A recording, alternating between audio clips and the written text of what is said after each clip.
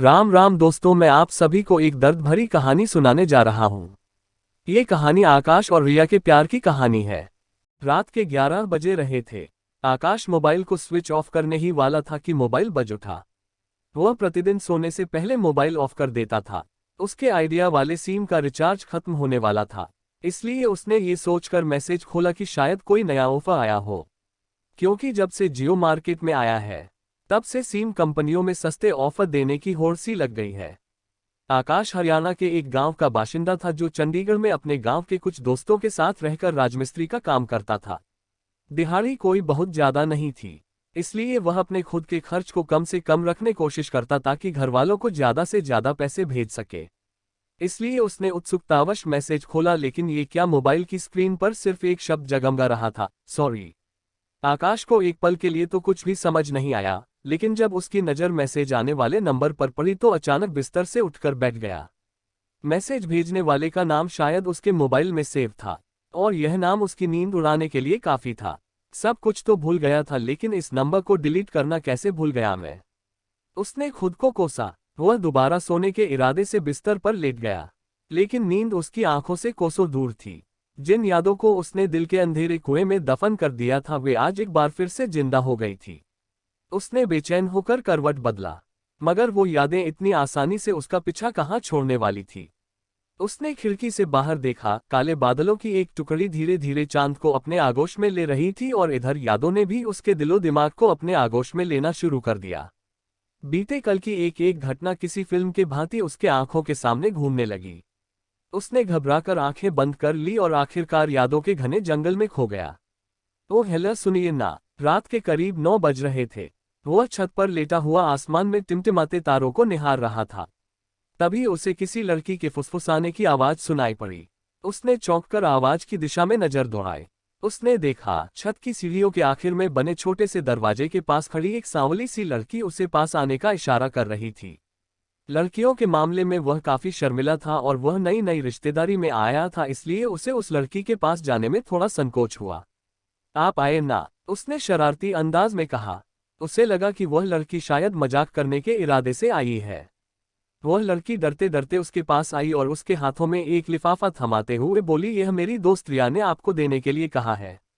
ये रिया कौन है? उसने सवालिया लहजे से उस लड़की से पूछा।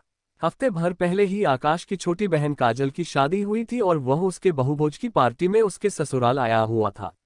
एक छोटे से गांव का रहने वाला आकाश अपनी प्यारी बहन की शादी शहर में करके बहुत खुश था। काजल के ससुराल वाले काफी अमीर थे, और उनका व्यवहार भी आकाश को बहुत अच्छा लगा था। खासकर काजल की सास और ससुर के प्यार और अपनेपन ने उसका दिल जीत लिया था।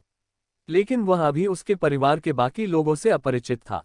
रिया आपके बहन की नंद है। ये कहते हुए वह लड़की तेजी से सीढ़ियां उतरती चली गई, और वह हाथ में लिफाफा लिए अवाक होकर उसे जाते देखता रह गया।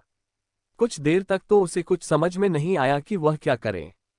फिर कुछ देर सोचने के बाद उसने धीरे से लिफाफे को खोलकर देखा।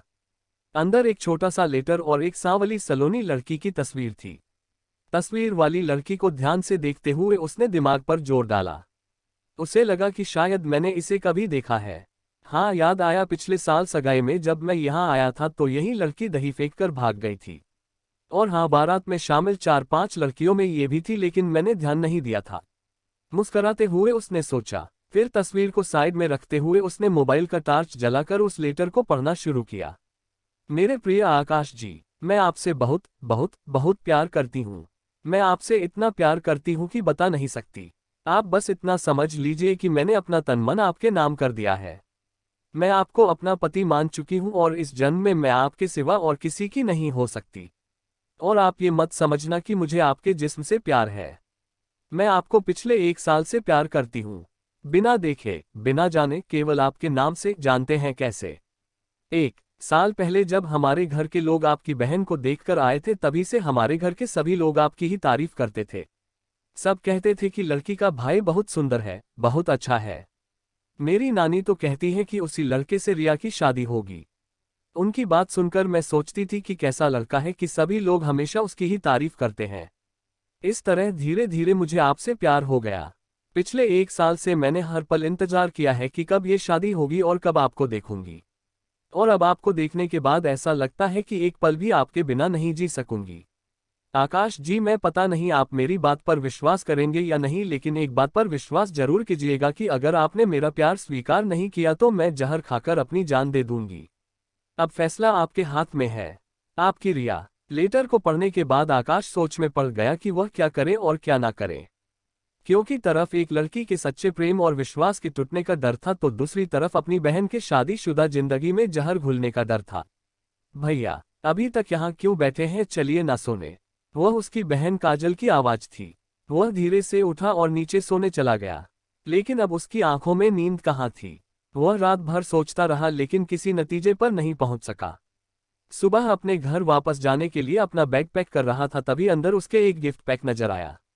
उसने बैग के अंदर ही उसे खोला तो उसमें प्रेमी युगल वाला गिफ्ट और एक छोटा सा कागज था जिस पर लिखा था, मैं पुराने घर पर हूँ, मुझसे मिलकर जाएगा। काजल के ससुराल वालों का घर 2 जगह था। पुराना घर नए घर से कुछ दूरी पर था। बस अभी आया, उसने काजल से कहा, और सड़क पर आ गया। आकाश के ना चाहते हुए भी उसके कदम पुराने घर की तरफ बढ़ते चले गए। रिया वहां पर अकेली थी और बहुत उदास नजर आ रही थी। बताइए, क्या कहना चाहती हैं, क्यों बुलाया है मुझे यहाँ?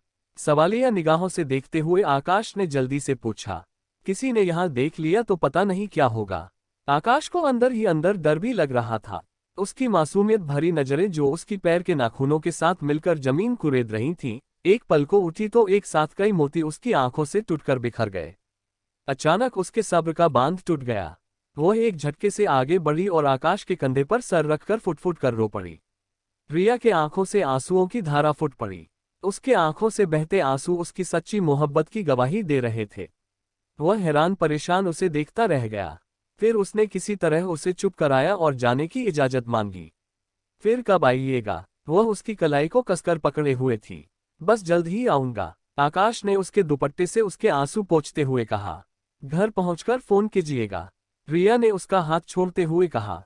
ठीक है, ये कहकर वह तेजी से बाहर निकल गया। लेकिन वहां से निकलने के बाद उसे ऐसा लगा जैसे वह अपनी सबसे कीमती चीज उसके पास छोड़ आया हो। क्योंकि यह सच था कि उसने कभी उसे चाहा नहीं था, लेकिन उस पागल लड़की की मासूम मोहब्बत ने उसके दिल के बंजर जमीन पर चाहत के बीज बो दिए थे। लेकिन कुछ बातें थी जो अभी तक आकाश को बेचैन कर रही थी। क्या आकाश ने रिया का प्यार कबूल किया? रिया को आकाश ने क्या जवाब लिखा? इस प्रेम कहानी का अंजाम क्या हुआ? जानने के लिए इस लव स्टोरी का दूसरा भाग सुनिए। इस तरह की स्टोरीज के लिए हमारे चैनल को सब्सक्राइब करें, वीडियो को लाइक और शेयर करें। वीडियो देखने के लिए तहे दिल से आप सभी का धन्यवाद।